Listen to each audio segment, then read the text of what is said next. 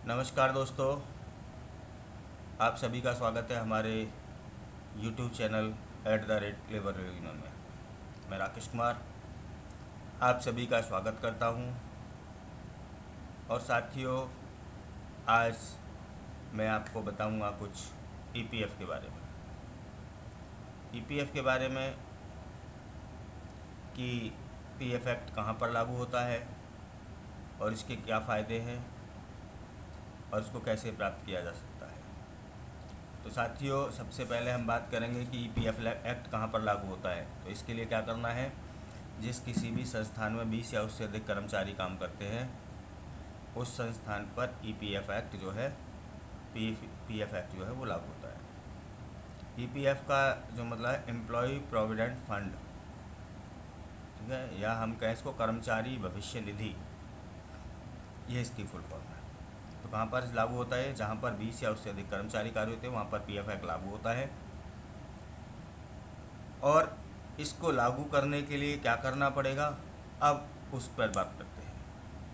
सर्वप्रथम जिस संस्थान में 20 या उससे अधिक कर्मचारी कार्यरत हैं वहाँ पर PF एक्ट लागू होता है।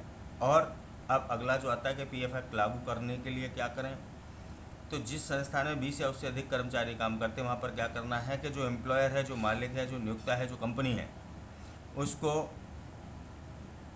सबसे पहले PF में अपने आप को एक रजिस्ट्रेशन कराना होगा। अब 20 आदमी किस जगह काम करते हो, चाहे वो फैक्ट्री हो, चाहे वो दुकान हो, चाहे कोई कारखाना हो, चाहे कोई मैन्युफैक्चरिंग एक्टिविटी हो, चाहे किसी ठेकेदार के माध्यम से काम करते हों, या किसी होटल रेस्टोरेंट पर काम करते हों, किसी CNG पेट्रोल पंप पर काम करते हो, किसी यार्ड में काम करते हों, कहीं भी जिस किसी भी इस्टेब्लिशमेंट में 20 या उससे अधिक कर्मचारी काम करते हैं वहाँ पर PF एक्ट लागू होता है।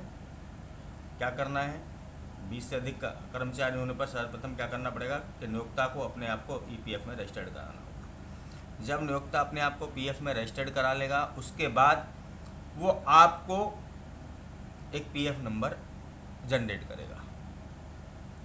जो PF नंबर आपको जनरेट करेगा उसके बाद आपकी बैंक की KYC अपडेट होगी। आपका पैन नंबर, आपका आधार कार्ड, बैंक से KYC अपडेट होने के बाद आपका EPF में भी KYC अपडेट होगा। उसके बाद जब आपका पैसा कटेगा, जितना पैसा आपके वेतन से काटा जाएगा उतना पैसा ही मालिक को उसमें जमा करना होता है। वो आपका PF का एक खाता बन जाता है।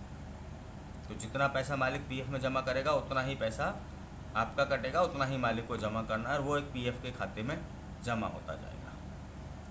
आपको एक UN नंबर दिया जाएगा, यूनिवर्सल अकाउंट नंबर। यदि आप इस संस्थान को छोड़ करके किसी दूसरे संस्थान में, सपोज करो 2 साल बाद, 4 साल बाद, 5 साल बाद आप इस संस्थान को छोड़ते हैं और संस्थान को छोड़ने के बाद आप किसी दूसरे संस्थान में काम करते हैं या संस्थान आपको निकाल देता है, तो आपका जो PF का अकाउंट है आप उसको संस्थान को जा करके बताएंगे, जी मेरा PF नंबर पहले ये था, मैं इस कंपनी में कार्यरत है, ये उसका PF का अकाउंट नंबर और ये मेरा UN नंबर है।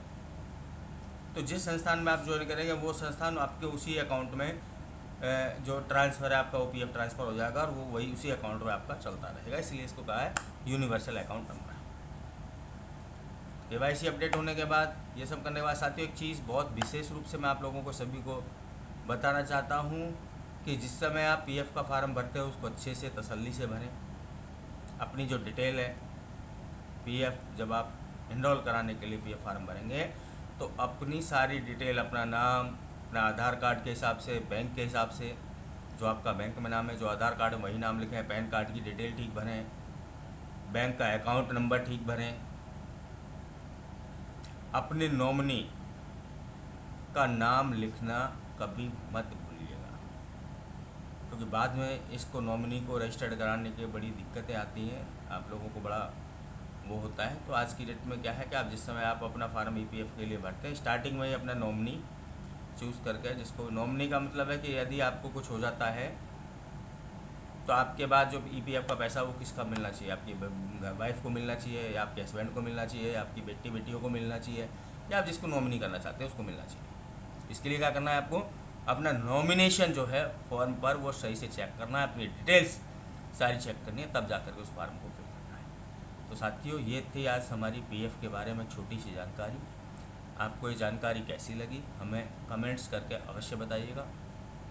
साथियों, साथ ही साथ आप चैनल को सब्सक्राइब कीजिएगा, लाइक कीजिएगा और बेल आइकॉन भी साथ के साथ दबाइएगा ताकि हमारी अगली नोटिफिकेशन जो वीडियो है वो आपके मध्य में 1 बाय 1 आपको मिलती रहे। और हम इसी तरीके से जो आपके बीच में सुझाव है वो लेके आते रहेंगे। अगला जो टॉपिक होगा हमारा उस पर चर्चा करेंगे हम महिला सुरक्षा के बारे में। तो साथियों, तब तक के लिए नमस्कार, धन्यवाद, जय हिंद।